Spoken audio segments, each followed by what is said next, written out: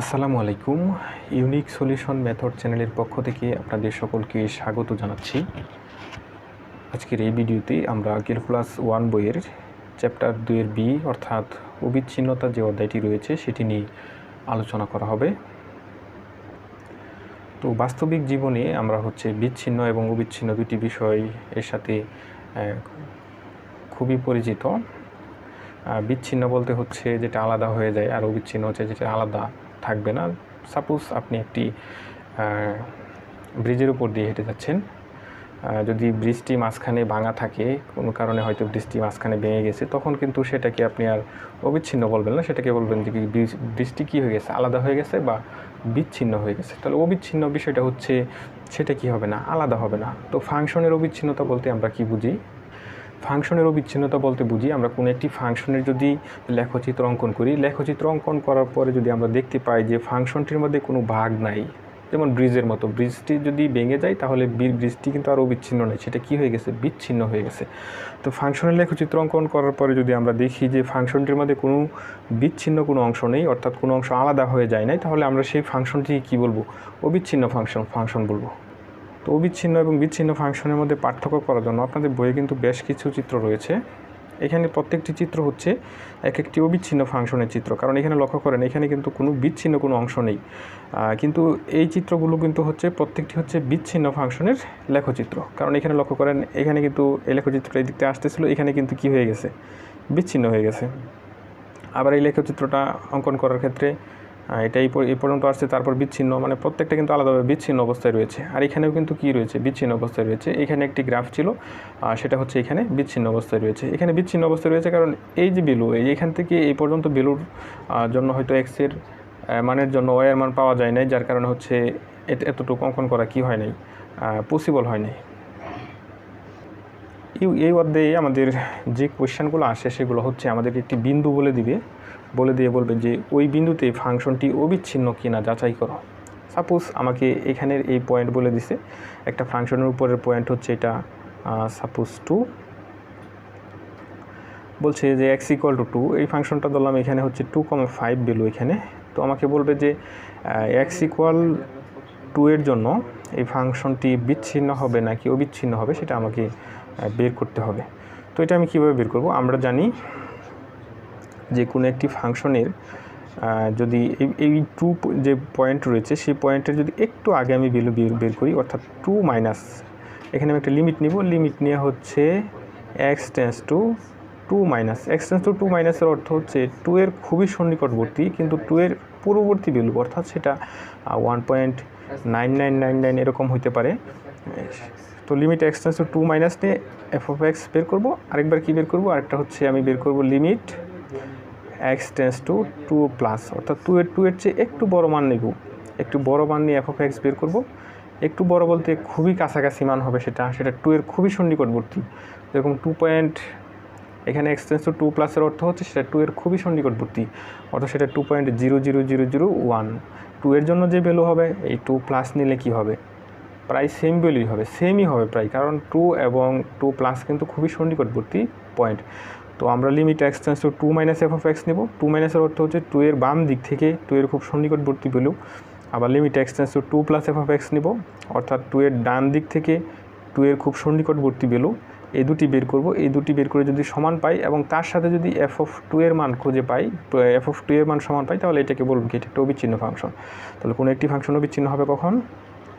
যখন আমরা দেখি যে limit x tends to 2 minus বের করব, অর্থাৎ যে পয়েন্ট বলবে সেটার আর লেফট হ্যান্ড লিমিট বের করব, তারপর সেটা রাইট হ্যান্ড লিমিট বের করব, অর্থাৎ 2 এর খুব সন্নিকটবর্তী ডান দিকের ভ্যালুটা রাইট হ্যান্ড লিমিট, সেটা বের করব, আর f(2) বের করব। এই তিনটি মান যদি আমরা সমান পাই তাহলে বলবো কি, সেটা একটি অবিচ্ছিন্ন ফাংশন। আর অবিচ্ছিন্ন ফাংশনের ক্ষেত্রে অবশ্যই তিনটি মান সমান হবে। আর বিচ্ছিন্ন ফাংশন কখন হয়ে যাবে?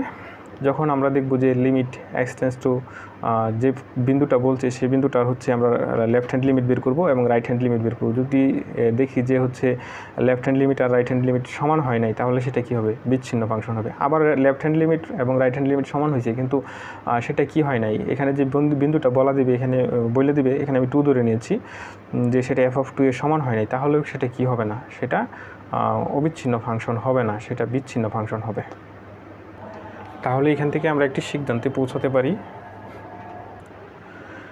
x ইকুয়াল টু এ বিন্দুতে কোনো একটি ফাংশনকে যদি আমাদেরকে বের করতে বলে সেটি বিচ্ছিন্ন হবে নাকি অবিচ্ছিন্ন হবে, তাহলে আমরা যে বিষয়টি বের করব, যে পয়েন্ট দেওয়া থাকবে সেই পয়েন্টের হচ্ছে আমরা আর লেফট হ্যান্ড লিমিট বের করব আর হচ্ছে রাইট হ্যান্ড লিমিট বের করব। আর হচ্ছে ওই পয়েন্টের জন্য এফ অফ এক্স তো দেওয়াই থাকবে, পয়েন্টে যদি এ দেওয়া থাকে তাহলে এফ অফ এ বের করবো, অর্থাৎ এর জায়গায় 1 2 3 4 থাকতে পারে, তাহলে 1 যদি থাকে তাহলে এফ অফ 1 বের করবো। তারপর হচ্ছে 1-এর জন্য limit x tends to 1 plus f of x আর limit x tends to 1 minus F of x বের করবো। এই তিনটি যদি সমান হয় তাহলে ফাংশনটাও বিচ্ছিন্ন হবে। আর যদি এমন হয় যে লেফট হ্যান্ড লিমিট আর রাইট হ্যান্ড লিমিট কি হয় নাই, সমান হয় নাই, তাহলে ফাংশনটা কী হবে, অবশ্যই বিচ্ছিন্ন ফাংশন হবে।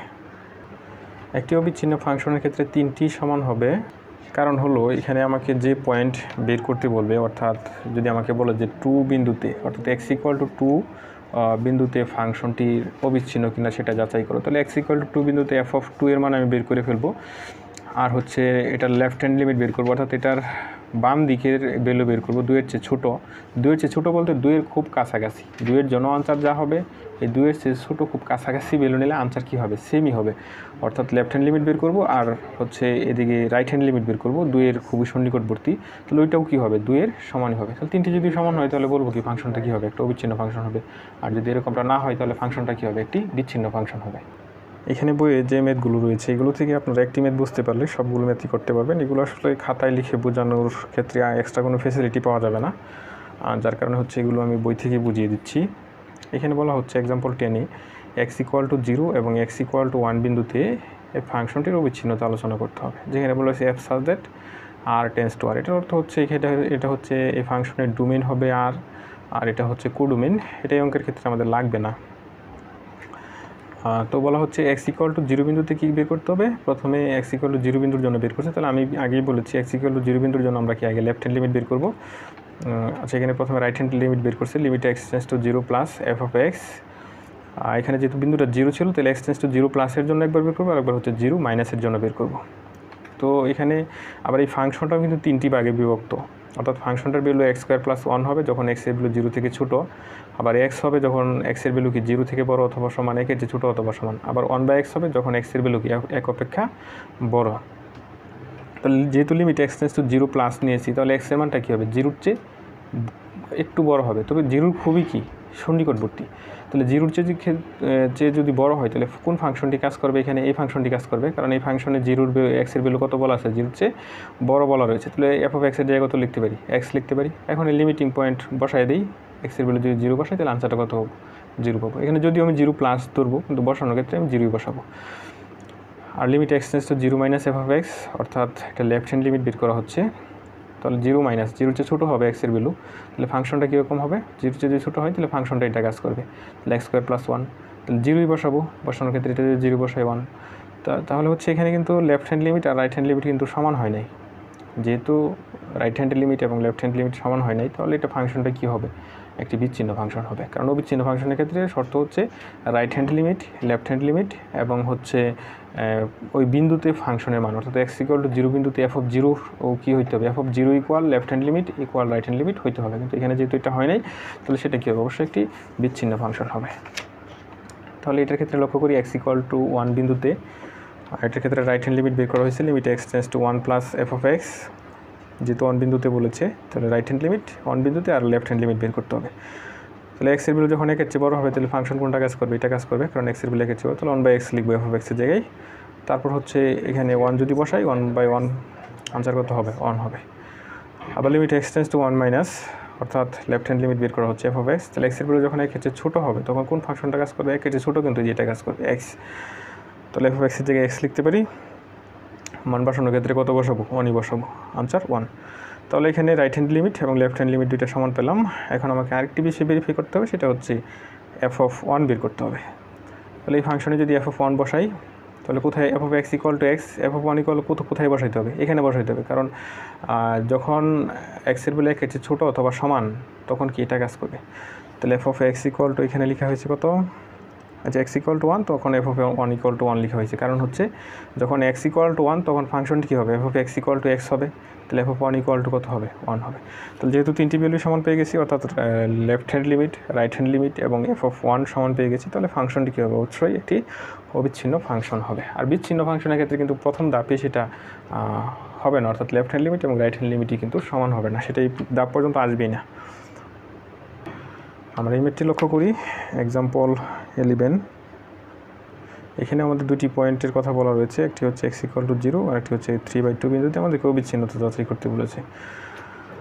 তাহলে প্রথমে কী করবো, এক্স ইকুয়াল টু 0 বিন্দুর জন্য লেফট হ্যান্ড লিমিট এবং রাইট হ্যান্ড লিমিট বের করবো। এখানে রাইট হ্যান্ড লিমিট বের করা হয়েছে প্রথমে, limit x tends to 0 plus f of x. তাহলে জিরোর এক্সের ভ্যালু যখন 0-র চেয়ে বড় তখন কোন ফাংশনটি কাজ করবে, এখানে কিন্তু ফাংশনটি বলা রয়েছে এই ফাংশনটি কাজ করবে যখন এক্সের ভ্যালু 0-র চেয়ে বড়। তাহলে এফ অফ এক্সের জায়গায় কত লিখবো, 3 - 2x লিখবো।